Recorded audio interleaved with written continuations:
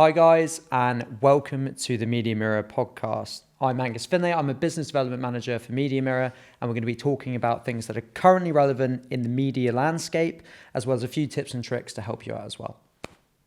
We just want to give you our insight into the things that matter most when it comes to producing media content. And hopefully in watching this, you'll be able to pick up a few things and get in touch if you need to know more.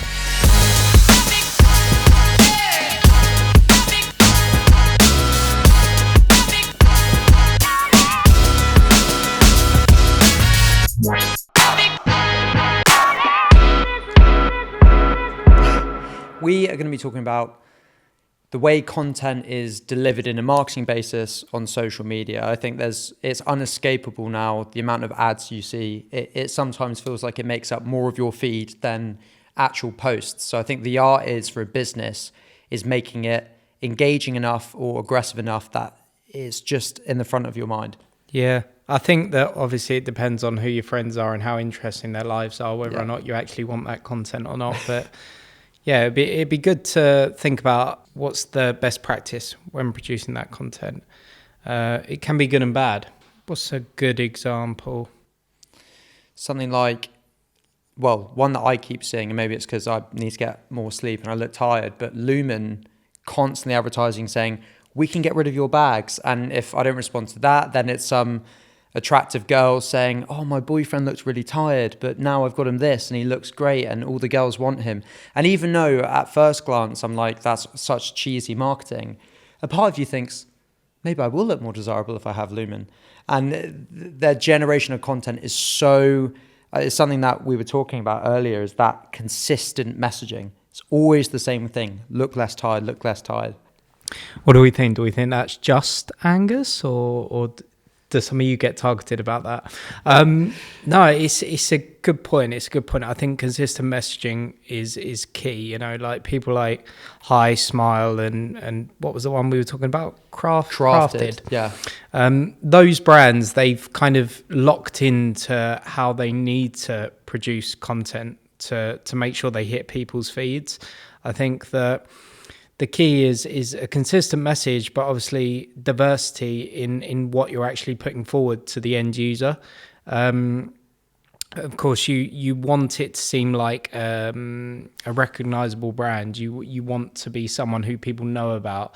For example, with Hi Smile, just taking that as an example. Every time now people talk about purple and yellow, I think of Hi Smile, because all of their adverts mention, oh, purple cancels out yellow, it'll make your teeth really white, all really good stuff.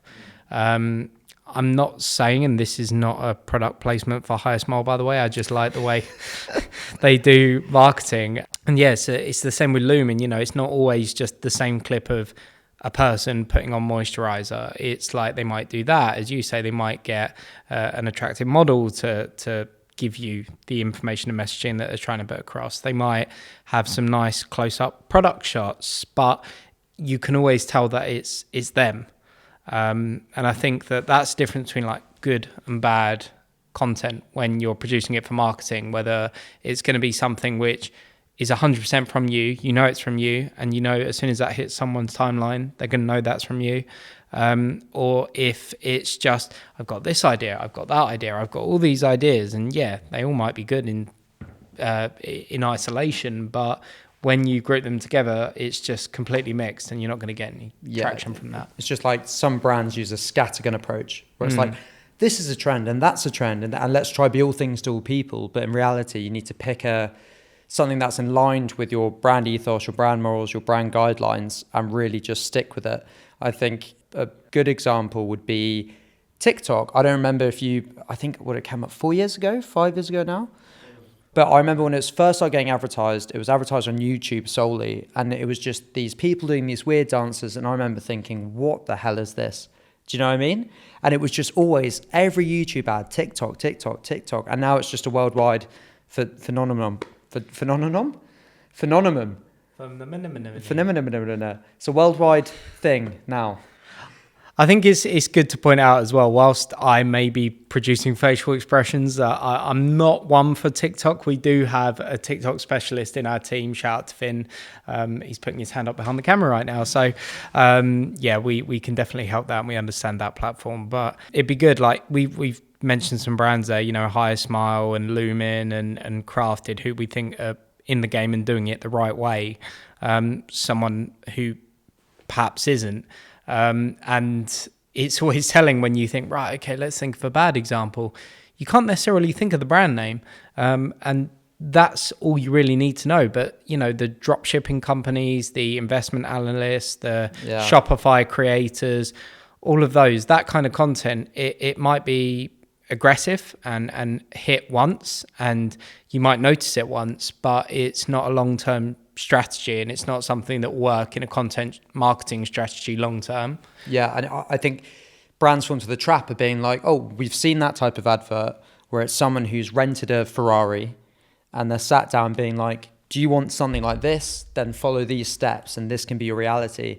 And some brands try piggyback off of that approach. And again, like you said, it might hit once. There might be a group of people who sees that and go, I'm going to sign up, I'm going to find out more. But to consistently do that will just cheapen the message.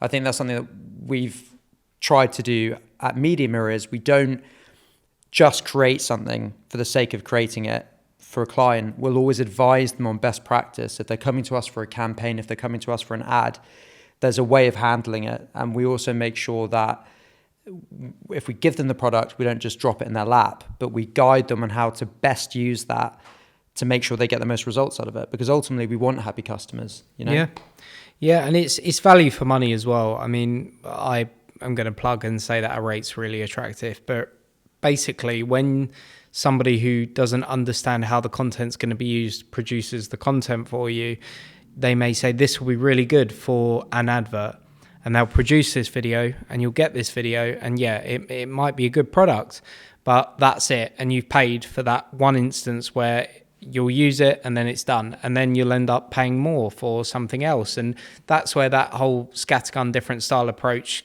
takes place, because it's like, okay, we're paying again, we want something new, we're paying again, we want something new. Where with our team, we say, right, okay, what are you looking to achieve here? What's the campaign you're looking to put across? We have relationships with a lot of marketing companies as well who can come in and assist you if you need anything a bit more in depth.